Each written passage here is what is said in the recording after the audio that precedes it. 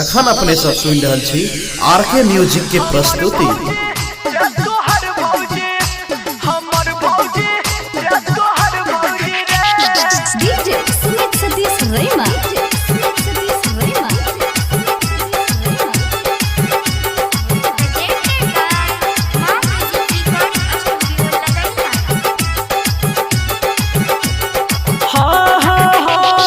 अपना मोबाइल में गाना बजा के दूरा पर भैया डीजे लगा के करे छे खूब डांस। हमर भौजी रे तोहर भौजी, हमर भौजी रे ओकर भौजी, ओकर भौजी रे तोहर भौजी रे हमर भौजी रे ओकर भौजी।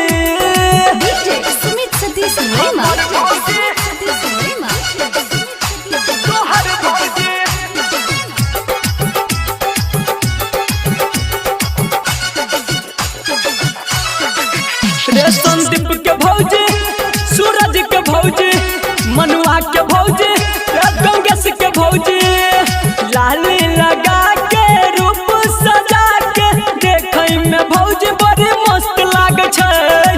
कमर हिलाई के ठुमका लगाई के भौजी हमर जबरदस्त नाचे छै। लाली लगाई के रूप सजाई के देखै में भौजी बड़ी मस्त लागे छै। कमर हिलाई के ठुमका लगाई के भौजी हमर जबरदस्त नाचे छै।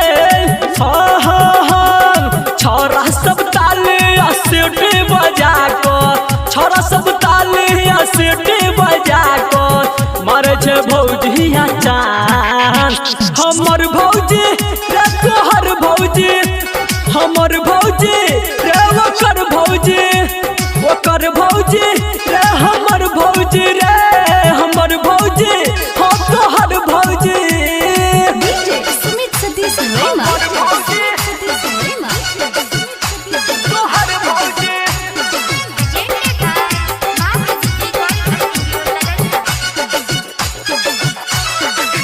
रे संदीप के भौजी, सूरज के भौजी, मनुआ के भौजी, रे गंगेश के भौजी, सही सबैर के साड़ी पहिर के भौजी त खूब छम छम करे छै।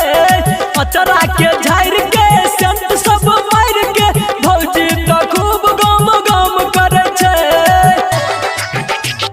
सही सबैर के साड़ी पहिर के भौजी त खूब छम छम करे छै। अचरा के झाड़ के सेंट सब मार के भौजी त खूब गम गम करे छै।